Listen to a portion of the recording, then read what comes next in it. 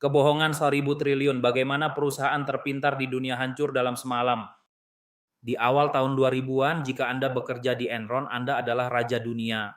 Perusahaan ini adalah raksasa energi yang dianggap jenius, revolusioner, dan tak terkalahkan.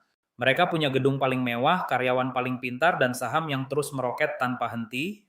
Tapi, di balik dinding kaca kantor pusat mereka di Houston, tersimpan rahasia yang sangat busuk. Enron bukan sedang menjual energi, mereka sedang menjual kebohongan. Dalam waktu singkat, perusahaan senilai 63 miliar dolar ini menguap menjadi nol, menghancurkan tabungan puluhan ribu orang, dan menyeret para petingginya ke penjara. Mark to market, sihir akuntansi. Pertanyaannya, bagaimana cara mereka menipu dunia begitu lama? Rahasianya ada pada teknik akuntansi yang disebut mark to market. Bayangkan seperti ini, Anda baru saja menandatangani kontrak bisnis yang diprediksi akan menghasilkan untung 10 miliar dalam 10 tahun ke depan. Di dunia nyata, Anda baru mencatat untung saat uangnya masuk. Tapi di Enron, begitu kontrak ditekan, mereka langsung mencatat 10 miliar itu sebagai keuntungan hari ini di laporan keuangan mereka. Hasilnya, laporan keuangan Enron terlihat sangat fantastis, padahal uang tunainya tidak pernah ada. Jika proyeknya gagal di masa depan, mereka tidak melaporkan kerugian. Mereka justru membuat perusahaan-perusahaan bayangan atau shell companies untuk menyembunyikan hutang triliunan rupiah agar tidak terlihat oleh publik. Budaya kerja yang toksik. Kenapa tidak ada karyawan yang berani protes? Karena Enron membangun budaya kerja paling kejam yang pernah ada. Mereka punya sistem peringkat bernama Rank and Yang. Setiap tahun, 15% karyawan dengan peringkat terbawah langsung dipecat tanpa ampun. Ini menciptakan suasana di mana semua orang hanya peduli pada harga saham dan hasil jangka pendek. Integritas dibuang ke tempat sampah. Para petingginya, Kenneth Lay dan Jeffrey Skilling, diagungkan seperti dewa. Mereka sangat sombong hingga merasa diri mereka terlalu pintar untuk bisa tertangkap.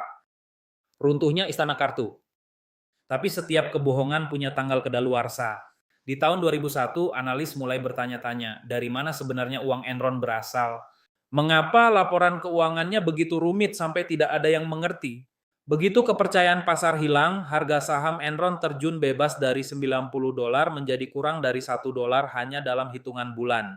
20.000 karyawan kehilangan pekerjaan dan dana pensiun mereka ludes seketika. Sementara itu, para petingginya sempat menjual saham mereka di harga puncak sebelum perusahaan itu bangkrut, mengantongi ratusan juta dolar sementara orang lain menderita. Skandal ini begitu besar hingga membubarkan Arthur Andersen, salah satu firma akuntansi terbesar di dunia, karena terbukti membantu Enron menghancurkan dokumen-dokumen bukti kejahatan mereka. Warisan Enron bagi dunia. Enron adalah alasan mengapa dunia bisnis saat ini memiliki aturan yang sangat ketat.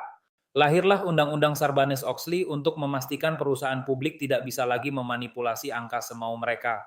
Pelajaran dari Enron sangat jelas, tidak peduli seberapa pintar Anda, tidak peduli seberapa besar perusahaan Anda, jika fondasinya dibangun di atas kebohongan, keruntuhan hanyalah masalah waktu. Penutup. Kasus Enron adalah pengingat bahwa transparansi jauh lebih berharga daripada angka-angka indah di atas kertas. Di dunia investasi selalu pertanyakan apa yang tidak bisa Anda mengerti. Kasus fraud internasional mana lagi yang ingin kalian bahas? Skandal Wirecard yang hilang triliunan atau drama Elizabeth Holmes di Theranos? Tulis di kolom komentar ya. Jika Anda suka dengan konten ini, subscribe channel ini, waspada selalu, dan jangan biarkan keserakahan membutakan akal sehat kita. Sampai jumpa. Keserakahan seringkali berbicara lebih keras daripada logika. Itulah celah di mana para penipu membangun istananya.